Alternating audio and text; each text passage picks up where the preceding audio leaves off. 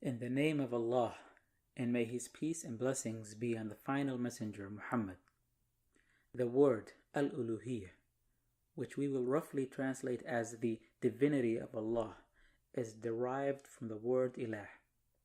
Ilah, which can only be roughly translated in English as God, lowercase god, carries many different meanings in Arabic. For example, an Ilah is an entity that you seek support from and seek in troubled times and turn towards in yearning. An Ilah can also be one who is worshipped, and whoever you worship, you have chosen as an Ilah.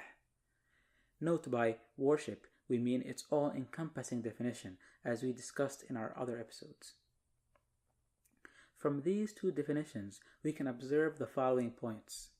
First, whoever seeks refuge and support from other than Allah, thinking they can hurt or benefit them, has in fact chosen an Ilah other than Allah. And this is the definition of shirk, which is associating partners with Allah. Examples of these in our modern times are praying toward graves and holding sacrifices in their name.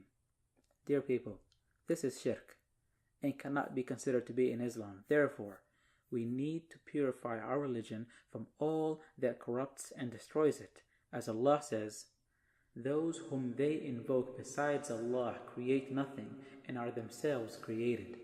They are dead, lifeless, and do not themselves know when they will be raised up. Your Lord is one, Allah." Allah also says, "And call not besides Allah on any other God. There is no God but He." Surely, the act of praying toward and seeking refuge in other than Allah goes against the divinity of Allah and His oneness. Second, whoever chooses other than Allah as Lord and legislator in his life without permission from Allah or against the command of Allah the Almighty, following commands and obeying a leader without considering the will of Allah, has indeed chosen this leader as God, as an Ilah other than Allah, and surely this is shirk again.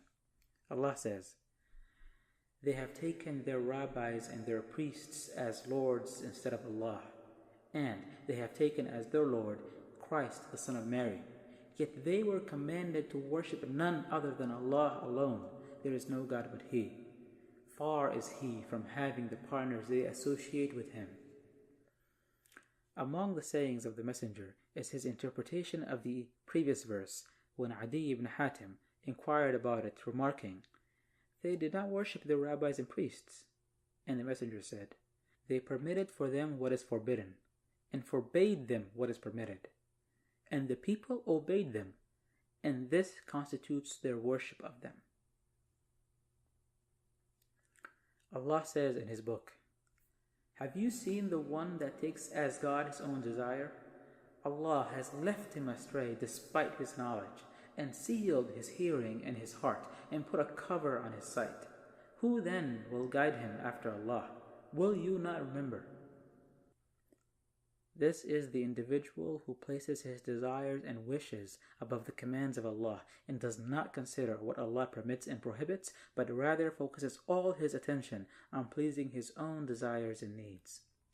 Whoever does this fits the description Allah records in His book, that he has indeed chosen his desires as a God, an Ilah, instead of Allah. Dear people, when a servant of Allah declares and testifies that there is no divinity but Allah, he is actually saying, "Lord, I will not obey anyone other than You, and will only follow Your guidance, and will not accept any command that contradicts Your design and approval." To accept a command or legislation that contradicts the command of Allah, regardless of its source, is to take that source as a God in place of Allah or in association with Him. And this is a total departure from taking Allah as the only divinity and submitting to His laws and His authority. Allah says, "Do they indeed have partners who have legislated for them within their religion without the permission of Allah?" Allah the Almighty establishes in this blessed verse that those who pick a legislator other than Allah are indeed associating partners with Allah and His divinity. This is without doubt a crime against the true Lord, Allah Almighty. Dear people, the testimony, there is no divinity but Allah, is incomplete and unacceptable until you choose Allah alone as your only ilah, and alone as the sole legislator, commander, having authority in all your affairs, including, for example, your food, clothing, trade, marriage, and all aspects of life, public and private, as an individual, family, and society. If you do not understand and apply there is no divinity but Allah in this way, then it is a breach of the entire testimony and a breach of the acknowledgement of Allah's divinity. Dear people, you must realize the aim of Allah towards you and stop those who twist words from their positions and intend to block you from the religion of Allah as He intended. Those who pretend to be lords over you enslave you with stolen and illegitimate authority, whereas all authority belongs to Allah exclusively. And Allah knows best, and may His peace and blessings be upon the Messenger Muhammad.